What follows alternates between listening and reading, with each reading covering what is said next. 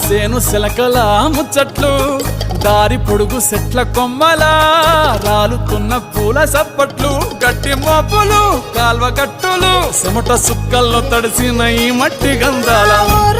పల్లెటూరు దీని తీరే అమ్మ తీరు కంగులోన దాసి పెట్టి కొడుకుకిచ్చే ప్రేమ వేరు ఊరు పల్లెటూరు దీని తీరే కన్న కూతురు కళ్ళ ముందే ఎదుగుతుంది